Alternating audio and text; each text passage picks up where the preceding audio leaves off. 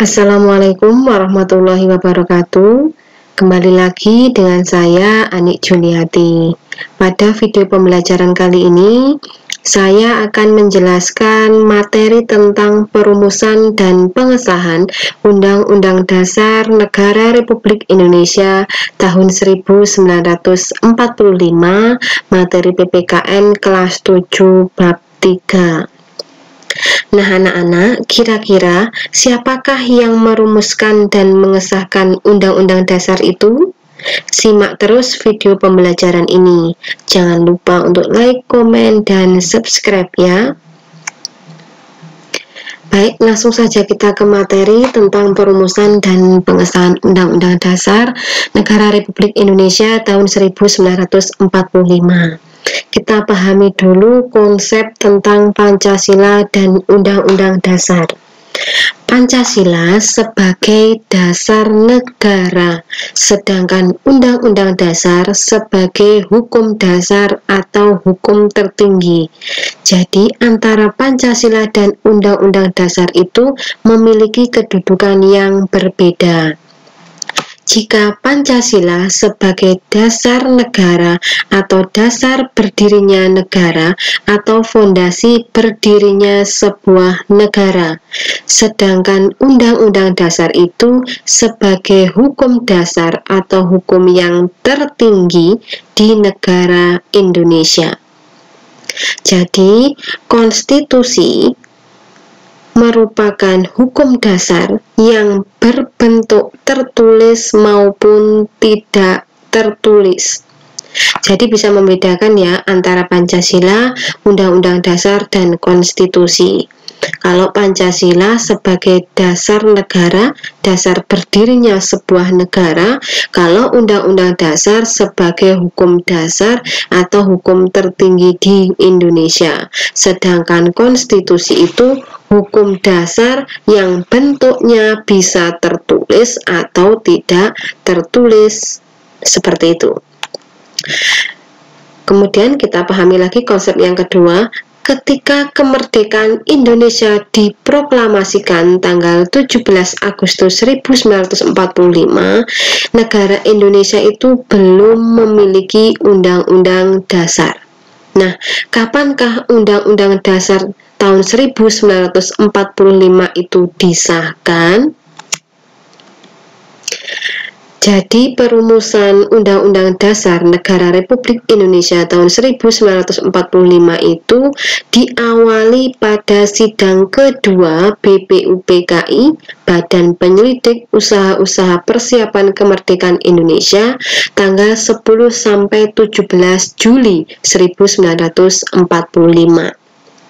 Dari beberapa anggota BPUPKI ini dibentuklah Panitia Hukum Dasar yang diketuai oleh Insinyur Soekarno. Panitia Hukum Dasar ini kemudian membentuk lagi panitia kecil yang diketuai oleh Supomo. Nah, panitia kecil ini melaksanakan 4 kali sidang, yaitu yang pertama tanggal 13 Juli 1945, yang kedua 14 Juli 1945, yang ketiga 15 Juli 1945, dan yang keempat 16 Juli 1945. Apa sajakah yang dibahas pada tanggal 13, 14, 15, dan 16? Baik, panitia kecil perancang Undang-Undang Dasar itu melaksanakan sidang 4 kali. Sidang pertama yaitu tanggal 13 Juli 1945, yaitu menyepakati ketentuan tentang lambang negara, negara kesatuan, sebutan MPR, dan membentuk panitia penghalus bahasa. Sidang kedua pada tanggal 14 Juli 1945 yaitu membicarakan tentang pernyataan kemerdekaan Indonesia. Yang ketiga yaitu sidang pada tanggal 15 Juli 1945 membahas rancangan Undang-Undang Dasar. Dan yang terakhir, panitia kecil mengadakan sidang pada tanggal 16 Juli 1945, yaitu tentang naskah Undang-Undang Dasar diterima dengan suara bulat. Nah, pada tanggal 16 Juli ini sudah diterima naskah Undang-Undang Dasar, namun masih belum disahkan. Nah, sekarang kita pelajari pengesahan Undang-Undang Dasar Negara Republik Indonesia tahun 1945. Jadi ketika perumusan itu yang merumuskan BPUPKI, ketika pengesahan yang mengesahkan adalah PPKI, Panitia Persiapan Kemerdekaan Indonesia, pada tanggal 18 Agustus 1945 mengadakan sidang dan mengesahkan yaitu mengesahkan Undang-Undang Dasar 1945. 2. Menetapkan Soekarno sebagai Presiden dan Muhammad Hatta sebagai Wakil Presiden Republik Indonesia. Yang ketiga yaitu membentuk Komite Nasional Indonesia Pusat atau KNIP. Jadi sidang PPKI tanggal 18 Agustus 1945 itu menghasilkan 3 ketetapan. Yang pertama mengesahkan Undang-Undang Dasar, yang kedua mengangkat Soekarno dan Muhammad Hatta sebagai Presiden dan Wakil Presiden RI, dan yang ketiga membentuk Komite Nasional Indonesia Pusat.